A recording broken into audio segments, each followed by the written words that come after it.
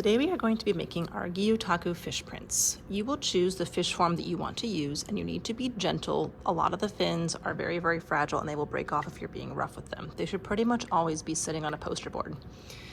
When you're ready, your fish needs to be on the paint side of your poster board, and you are gonna get some kind of watered down paint. It needs to be thin so that it's not super blobby when you're spreading the paint on.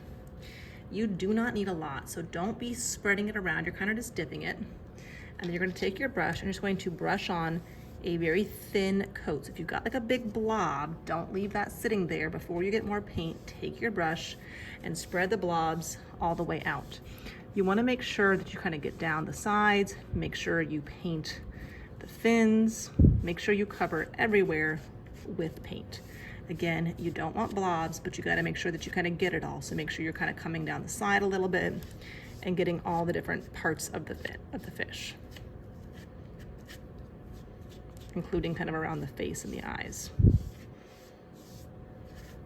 If you think you're done painting, just make sure everything has been spread out. It needs to still be kind of shiny and black. It has to be wet for this next part to work. I'll take the brush, I'm going to set it kind of down neatly in the paint, leaving the handle off the edge.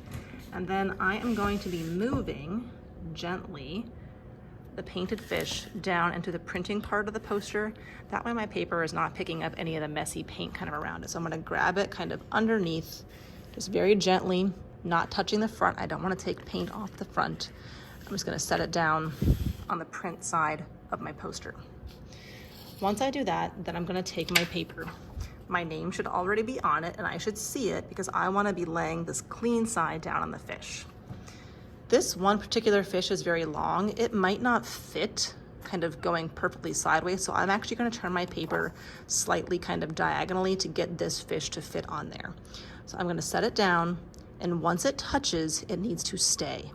You're gonna put one hand, or maybe your neighbor, you guys might work together. You're gonna put one hand in the middle, and this needs to stay here. It's gonna make sure that this paper is being held still. It's being held in the same position. I'm gonna take my hands and slowly, gently, but firmly, kind of rubbing all the way down. I'm gonna feel for those fins.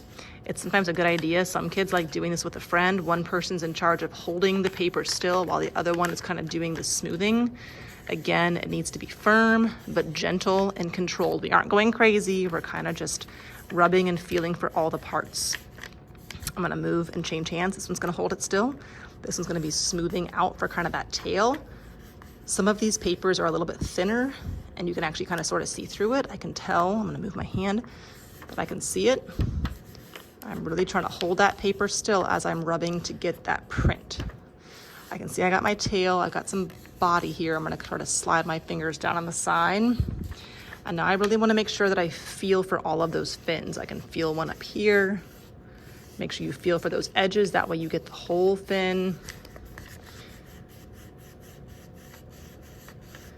Just gonna kind of keep on taking my thumbs and my hands, and again, one hand has always got to be holding the paper still. You don't want it sliding around on you. Okay. I can kind of sort of see, I can see my tail, I can see my head and my eye and my lips. So now it's time to take that paper off and see what my print looks like. So I gently just lift it up. And that looks like a pretty good first print. I can see all the different parts, the tail, the fins, the eye, the mouth. I will go ahead and put this on the drying rack. You don't want to leave prints on the table because those will sometimes get accidentally ruined by paintbrushes or washcloths. So anytime you pull a print, you immediately take this to the drying rack. I'm going to go ahead and gently lift up the fish and move it back to the painting part of the poster so that the next person that does a print from the fish has it in the right spot. Anytime you make a new print, you must re-ink the fish. So I will simply take my brush. Again, thin is the way to go. A thin layer of paint. If it's painted, you move it to the print part, and you really work hard to keep those papers still as you make your Gyotaku prints.